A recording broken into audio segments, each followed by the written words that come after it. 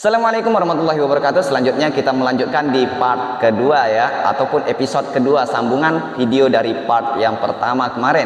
Oke, nah setelah itu kemarin terakhir la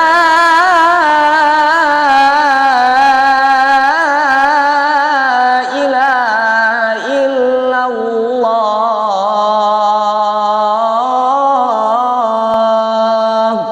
Itu kemarin terakhir kan?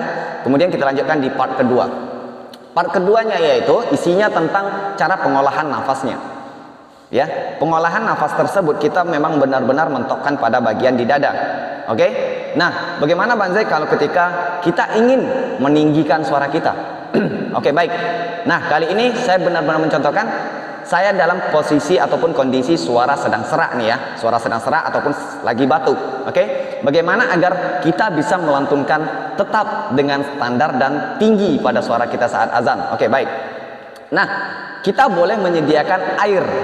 Ya, tidak ada larangan kita menyediakan air di tempat kita azan. Ya, ketika jeda itu kita minum sedikit ya, kita minum sedikit basahkan tenggorokan. Boleh. Karena apa? Karena di saat kita radang ataupun di saat kita batuk, di saat kita serak, itu suara akan cepat panas pita suara di sini. Jadi kita boleh minum seperti air putih ya. Nah, kalau di sini saya mencontohkan menggunakan air kopi ya. Karena saya lagi ngopi. Baik. Kemudian lantunkan di irama yang tinggi. Di irama yang tinggi. Seperti di hayya 'alas shalah tadi. Kalau yang part pertama hayya 'alas shalahnya itu standar. Ya kan, kalau kita contohkan kembali. Hayya 'alas shalah.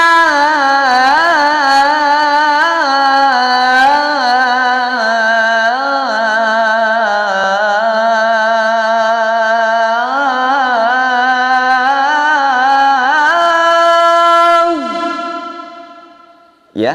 Nah, kemudian kan yang part pertamanya sambungannya begini. Hayya 'alas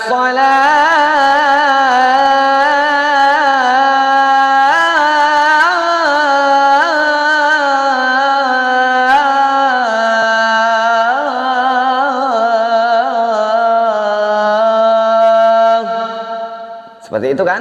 Nah, tetapi kalau kita ingin membuat suara tinggi di saat kita lagi batuk, ya kan? Di saat kita lagi batuk nih, kejelasannya dengan mic-nya, suara saya lagi serak.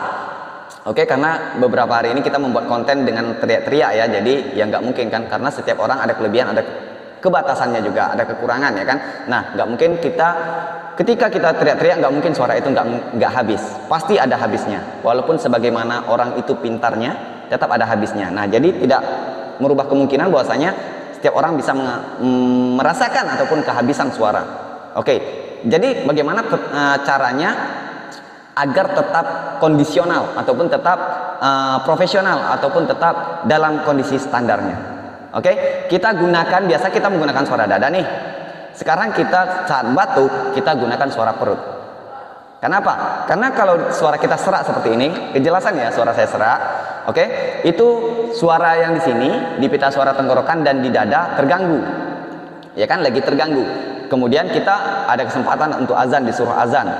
Nah, caranya bagaimana? Caranya kita gunakan yang di perut. Karena kondisi yang di dari perut itu sangat belum merusak ataupun belum lagi dalam keadaan radang. Jadi kondisi yang radang itu hanya di tenggorokan dan di dada. Kemudian kita gunakan suara perut untuk di nada tingginya. Oke? Saya contohkan di sini. Kita contohkan di azan apa nih? Azan Mekah lah ya, yang tinggi. Oke? Suara saya lagi batuk. Kita coba di azan Mekahnya. Hayya 'alas shalah.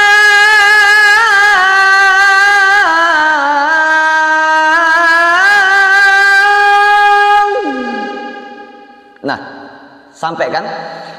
Hayya 'alas shalah.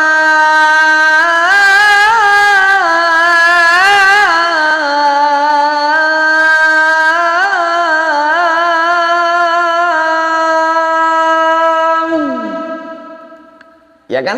Nah, tetapi kalau kita dibawakan di nada yang suaranya itu menggunakan suara tenggorokan, itu nanti akan pecah.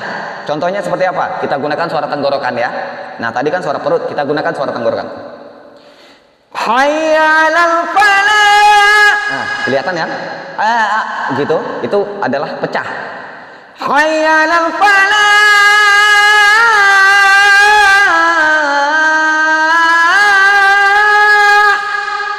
pecah kan? Karena apa? Karena kita menggunakan suara tenggorokan ataupun suara dada. Memang suara itu keluarnya sama, tetapi beda di saat kita melantunkan itu, beda bersihnya. Ya kan? Coba kita menggunakan suara perut. Hayya 'alal falah.